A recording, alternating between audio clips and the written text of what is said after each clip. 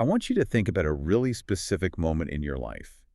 You know, the walls are actively closing in, and you honestly don't know how you are going to, like, physically or mentally make it to the next day. It's an incredibly isolating feeling. It really is. Yeah.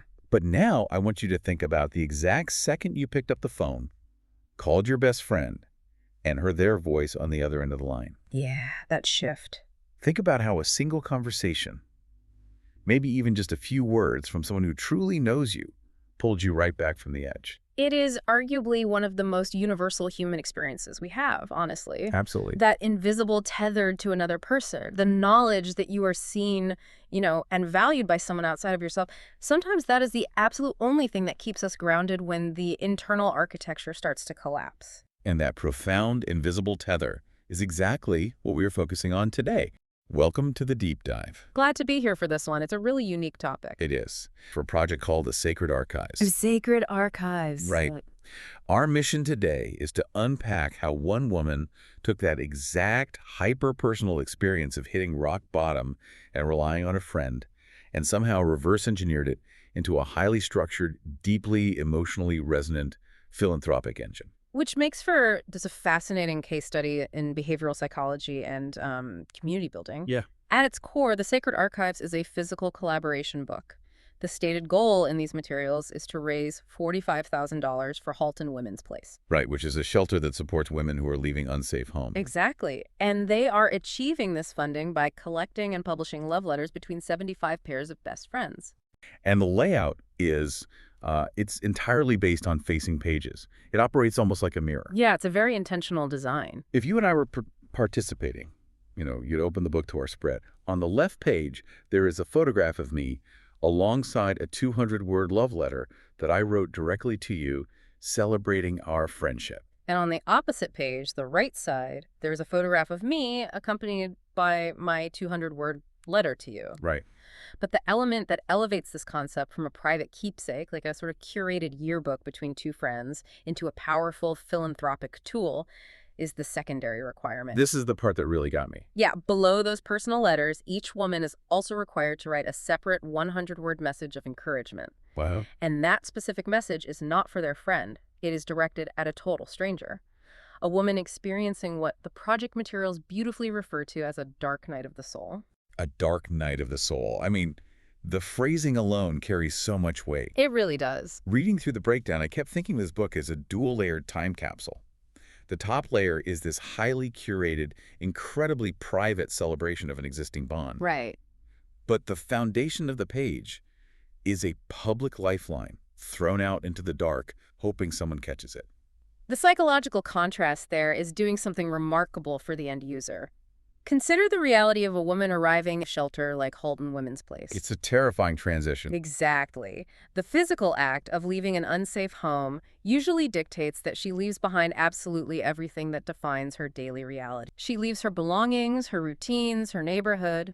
She loses her entire sense of environmental and emotional stability. She is stepping into a sensory and psychological void. She is essentially in free fall, She has agency, but no anchor. And this book is engineered to serve as a literal physical anchor to counter that specific loss. When a resident opens this book, she will, quote, meet 150 women standing beside her. 150 women. Right. These are women she may never meet in person, but who have documented in print that they are quietly rooting for her survival and success. And it crystallizes it into a heavy bound artifact she can actually hold in her hands when she feels entirely alone in a room. It's powerful. But a mechanism this hyper-specific, something that bridges a private friendship with public trauma support, Yeah. it doesn't just materialize out of nowhere. No, definitely not. We really have to look at the creator, Amy Bell. Her background is the necessary context for how this was executed, for sure. So she has 30 years of experience in design, writing, and publishing. 30 years? Yeah, and 22 of those years were spent deep in the corporate world. So she has the technical chops. Right. She knows the literal mechanics of how to put a book together, format it, and push it to print. She has the operational skills, but she also has the entrepreneurial scars. In 2017, she took a massive leap and left that corporate stability to start her own boutique branding and publishing agency. But what was the actual match that lit the Sacred Archives fire? Because it wasn't just a gradual realization. No, the catalyst arrived during the ramp-up to the 2025 gala. Amy was in the thick of preparing all the marketing material, and one evening she experienced what the source text describes as a meltdown of monumental proportions. And so she picked up the phone and called her best friend. She called her best friend. Mm. And the friend simply listened, held space for the panic, reassured her, and helped her find her footing again. Like a good best friend does. Exactly. It was in the quiet aftermath of that phone call that the epiphany struck.